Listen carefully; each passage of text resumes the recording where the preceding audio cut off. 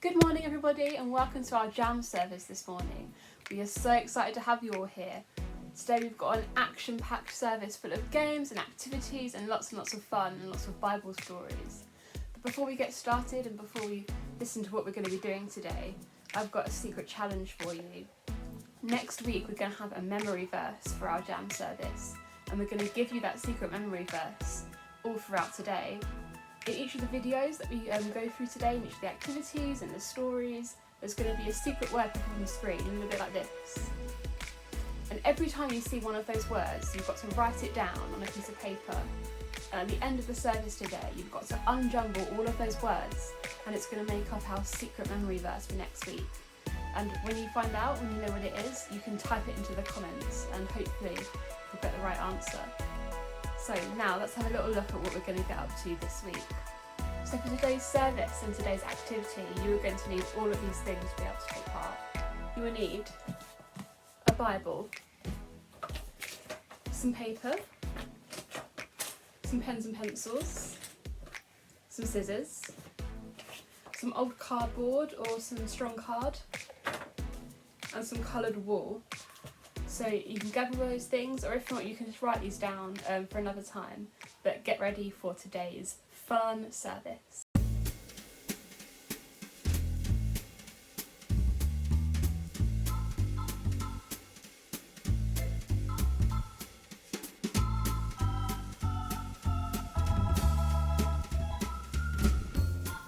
Morning everyone, hope you're all well.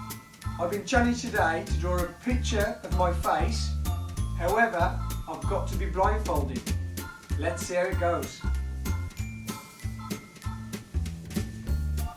So I've got a sock. I'm going to cover my eyes. Let's see what, as long as I can try it. Can't see a thing. How many fingers? I have no idea.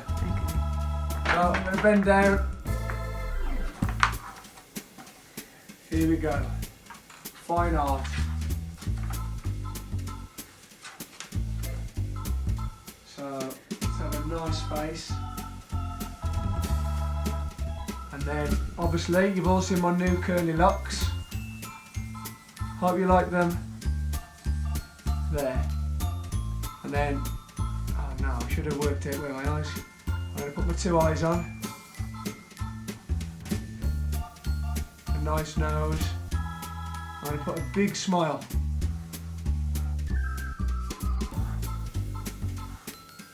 And obviously, my little ears. on the side. There we go. Let's have a look. I'll show it to everyone. What do you think? Ta-da!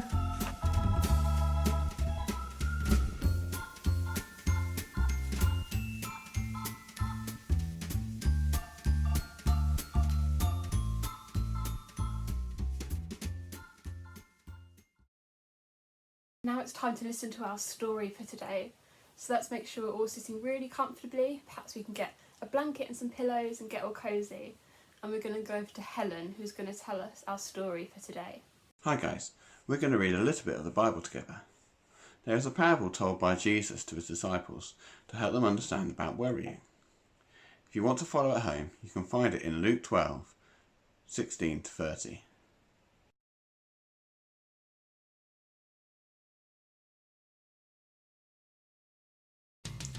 There once was a rich man. One year he harvested a humongous crop. But he had nowhere to store it. So he thought hard and decided to build a big barn to store his harvest for years to come. Great, he thought, I could take it easy, eat, drink and be merry. But that night he died. He couldn't enjoy any of the nice things he saved. Jesus explained to his disciples, "Do not worry about your life, what you will eat, or about your body, or what you will wear. Life is way more than food and clothes. Think about the ravens. They don't farm, and they don't own a barn, but God feeds them. Can you add time to your life by worrying?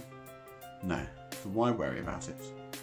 Look at the flowers. If that's how God looks after the grass of the field, He will look after you even more. So don't worry about what you eat or drink. God knows you need it. Instead, spend your energy on getting to know God, and all of the rest of it will be given by Him." God knows everything you need. Smallest everyday things like clothes and food to the biggest life-changing things like our health and our families. Jesus, in the parable and the passage that we've read after, is telling his disciples not to worry about any of it. Now, not worrying is far easier said than done, and this year in particular it has been very easy to be worried. There are lots of troubling things happening. All the talk about pandemic on the news, changes with schools and exams, and we haven't been able to see our friends or families in the same way, and it can really play on our minds and make us worried. When was the last time you felt worried? How did it feel? It doesn't feel nice. In fact, it feels pretty rubbish. We can feel it in our whole bodies. Knots or butterflies in our tummies, trouble concentrating, difficulty sleeping. We can spend all of our time thinking about these worrying situations and what might happen in the future, that we forget to enjoy things right now. A little bit like the foolish man in the story. He was so worried about his grain and how to store it that he forgot to enjoy it while he could. So how can we stop worrying? This passage can show us a few different ways to help with that. We can look for the good God is doing, ask what can I control, and remember to enjoy today. When we look even at the bad situations that worry us, God is doing good things. Sometimes actually stopping to examine the situation can be helpful because we sometimes get distracted by the bad stuff. And when we can only see the bad stuff, it makes sense that we'd be anxious or worried. For instance, with the man in the parable, he was so focused on the grain and the fact that it might go rotten and that he had to store it, that he never even thought about God. If he did, he might have even stopped to thank God for giving him such an incredibly big harvest. And by doing that, he might remember that God looks after him. In each and every situation, God is with us, looking after us. If you remember the story of Joshua that we looked at last week, God told Joshua, "Be bold, be strong, be courageous, for the Lord your God is with you wherever you go." Some ways to help practice this are to talk about what's happening with people that you trust. Sharing is a great way to help because people might spot things that you've missed, and they can pray with you too to ask God to show himself and what he's doing for good in the bad situations. Some people keep a journal or a diary instead, so when they look back they can see everything that God has been doing. From this parable we're also taught to ask. A different translation of the Bible called The Message tells us Jesus said, "What I'm trying to get you to do here is relax, not be so preoccupied with getting so you can respond to God's giving." One of the temptations when we worry is to try and fix it ourselves. Now this might work with some things, like if you're worried about waking up and missing the school bus, you can control what time you set your alarm for. But actually a lot of the things we worry about are much bigger and far beyond our control. Things like the weather or illnesses or how other people act. And it can feel scary when we can't change these things. Thankfully, no matter how big these situations, even a global pandemic is teeny tiny compared to God and how powerful he is.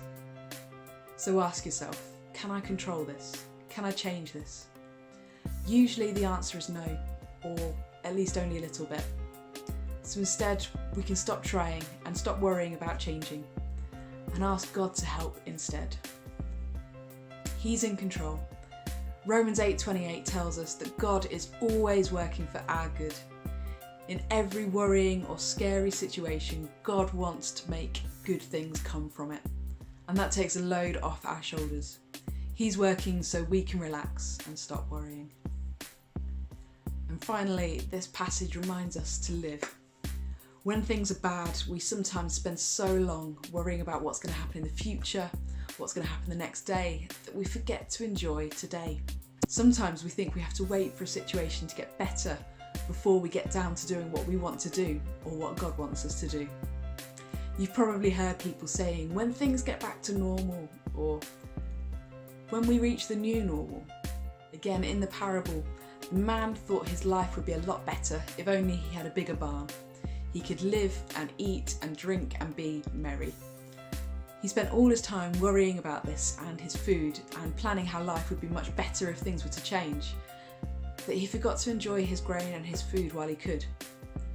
Jesus wanted his disciples to make the most of every day, and that's what Jesus wants for us now too. For us, this means we stop putting things off because we're worried about how it turns out, or we think that there's no point until things get better in the future. It means that we do the things we enjoy and we do the things God wants us to do today, even if it looks a little bit different to how we imagined it. So there we have a few ideas to help us when we're worried. Look for the good God is doing, ask what can I control, and remember to enjoy today.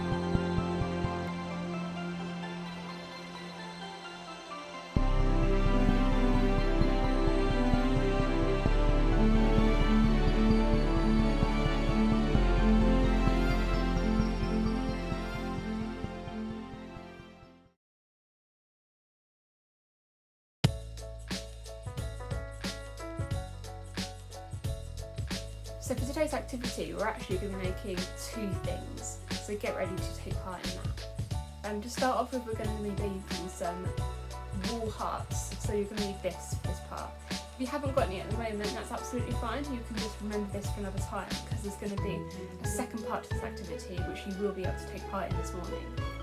So for our wall hearts, what you're going to need to do is take some old cardboard from perhaps an old packaging or a cardboard box, anything you like, and you're going to need to take a pen, and you're going to draw a heart shape on the cardboard like this.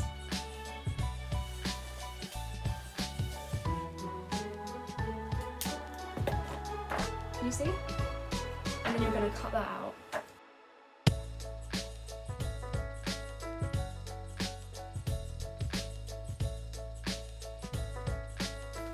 Like that. And then you're going to take your coloured wall and you're going to wrap it all around here until the cardboard is completely covered.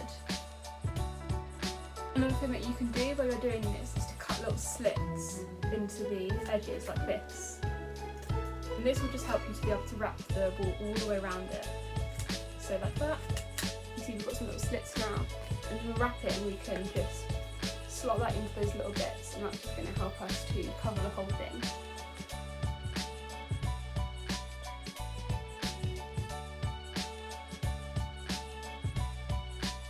And when you're finished, you should have something that's a little bit like this. Now obviously mine is not perfect because I have brushed it a little bit. I'm sure you can make yours look a lot better, and you could use lots of different colours if you want to as well. So after you've done that, you're going to get your scissors and cut off the end. In a minute you can tuck that into the back. But on top, you're going to need another bit of string, like this. And you're going to loop it around the top in here, so that you can hang it up as a little decoration. Great, and when you're done, you just have something that looks a little bit like this, and you can hang this up wherever you want. And this little decoration, wherever you hang it, can remind us of our story today, where Jesus tells us to store our treasures and store the treasure of our heart in heaven rather than the things of the earth. So our next activity is going to be related to our verse again from today, but if you don't have any more with you, this is something that you can take part in right now. So grab your paper and your pens and let's get started. So on your paper that you had earlier, just a normal paper would do, coloured, whatever, you can draw a big heart like this.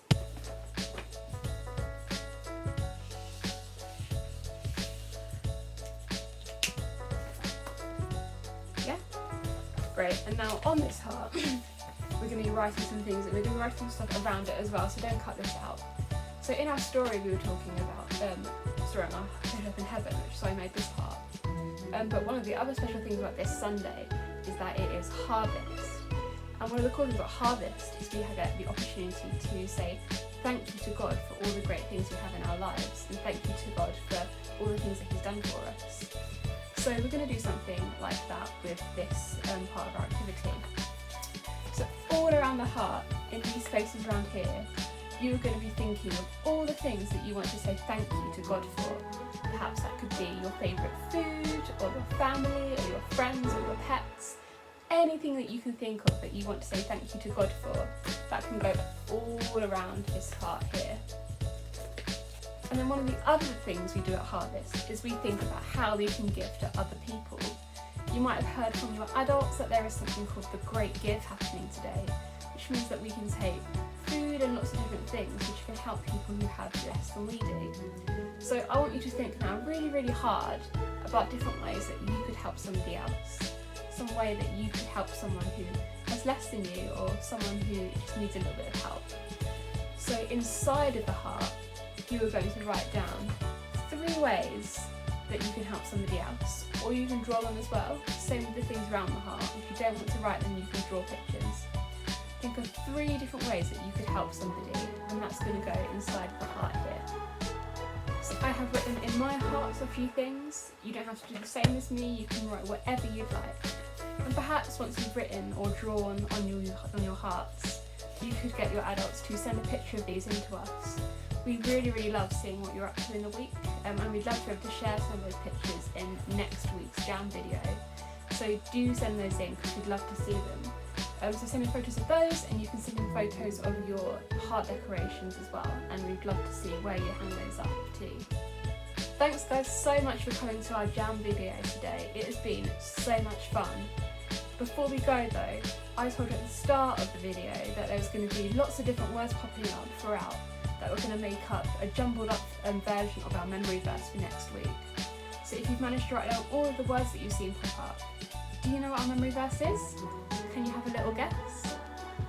So for those of you who've got it, or perhaps who haven't got it, I'm going to tell you the answer now so that you can get remembering this memory verse for next week. So next week we're going to be looking at Psalm 139, and our memory verse for that is going to be from verse 14, which is, I praise you because I am fearfully and wonderfully made. I praise you because I'm fearfully and wonderfully made. Well done if you managed to work that out from the words throughout the video. So your challenge for this next week, before we gather together again next Sunday for our jam video, is to try and remember that, because we're going to challenge you next week to see if you've remembered it. Good luck everyone, and I'll see you all next week. Bye!